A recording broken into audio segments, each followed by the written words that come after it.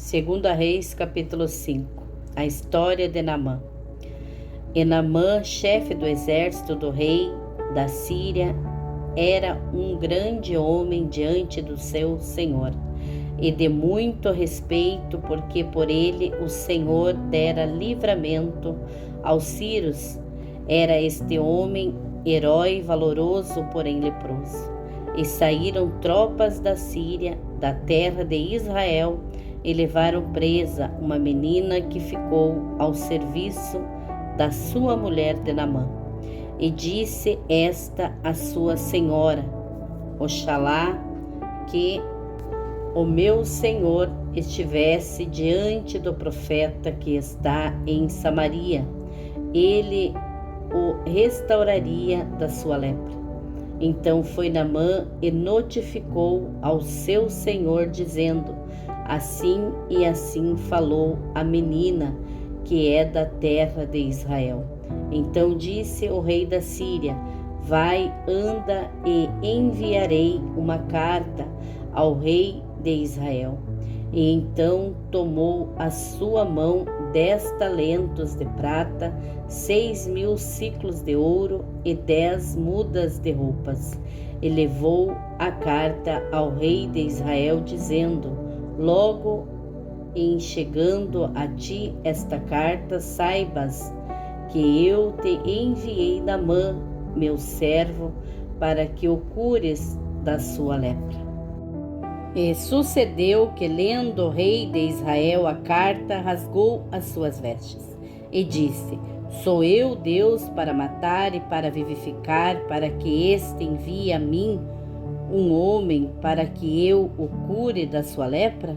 Pelo que deverás notai, peço-vos, e vede que busca ocasião contra mim.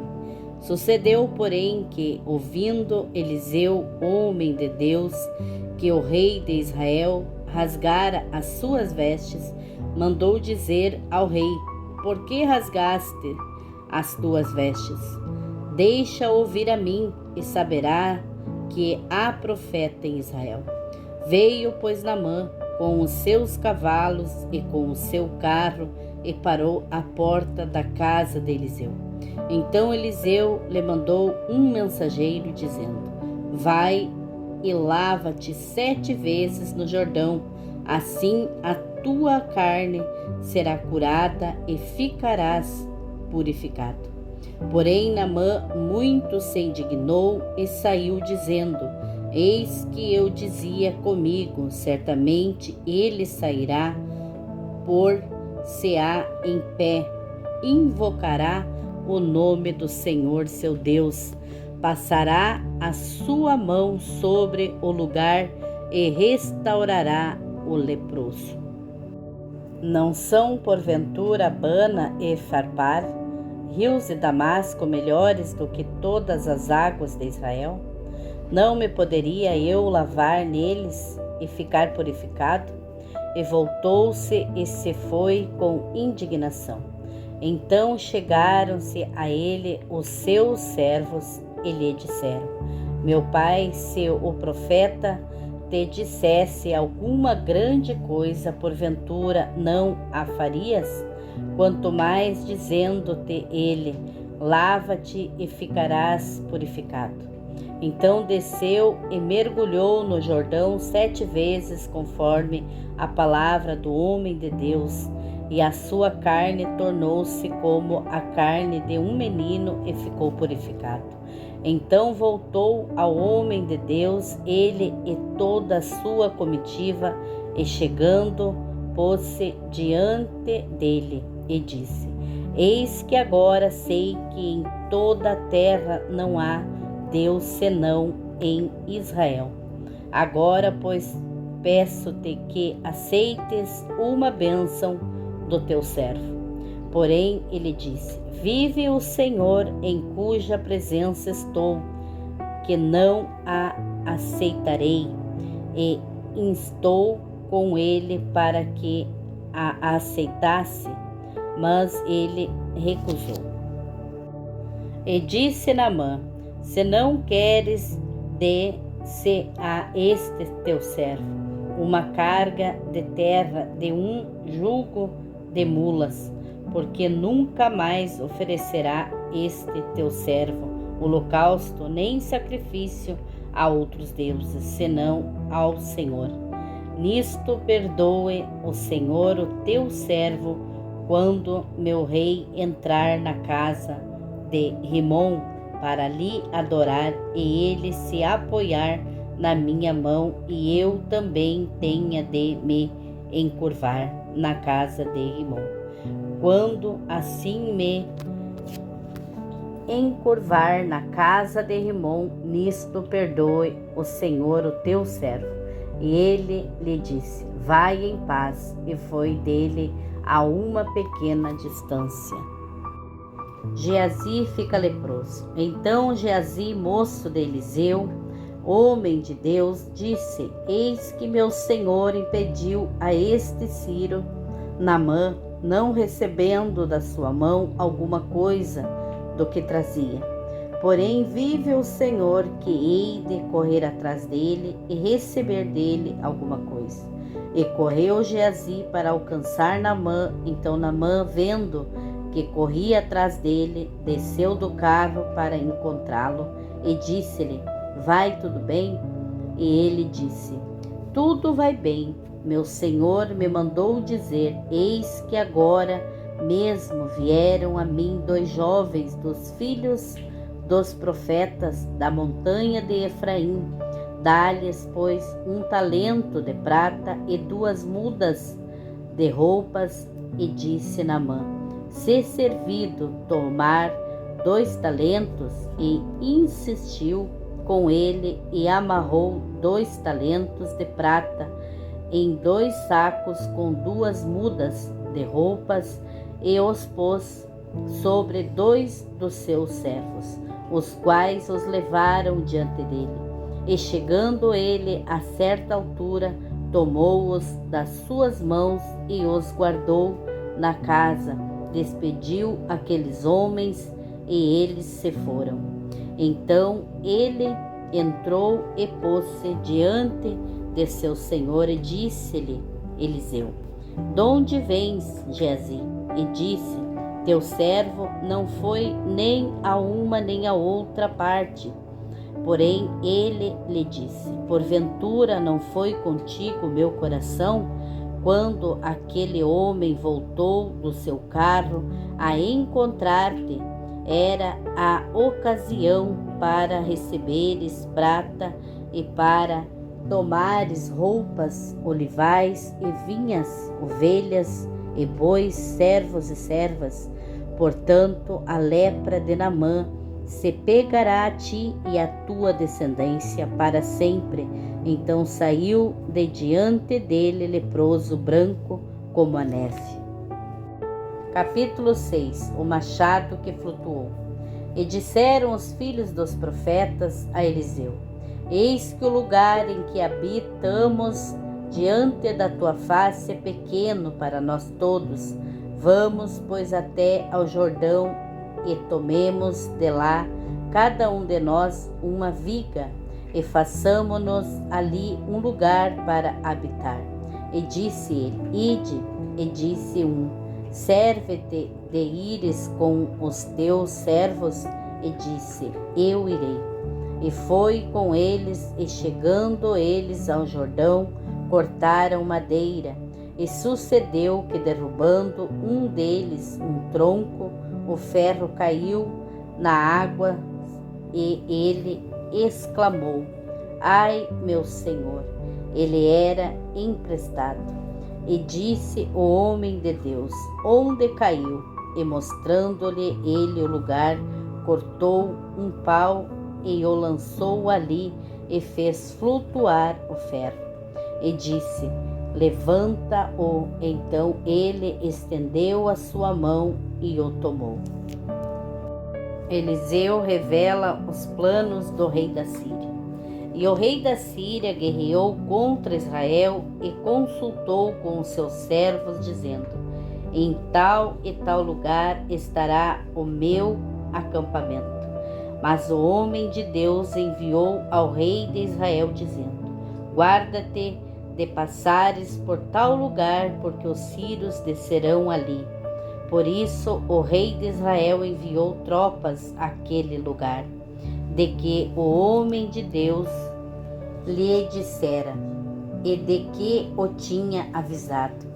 E assim se salvou, não uma nem duas vezes. Então se turbou com este incidente o coração do rei da Síria. Chamou os seus servos e lhes disse: não me fareis saber quem dos nossos é pelo rei de Israel. E disse um dos servos: não o rei meu senhor, mas o profeta Eliseu, que está em Israel, faz saber ao rei de Israel as palavras que tu falas no teu quarto de dormir. E ele disse: vai e vê onde ele está, para que eu mande prendê-lo. E fizeram-lhe saber, dizendo: eis que está em Dotã.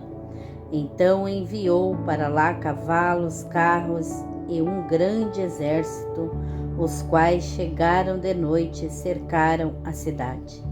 E o moço do homem de Deus se levantou muito cedo e saiu, e eis que um exército tinha cercado a cidade com cavalos e carros. Então o seu moço lhe disse: ai, meu senhor, que faremos? E ele disse: não temas, porque mais são os que estão conosco do que os que estão com eles.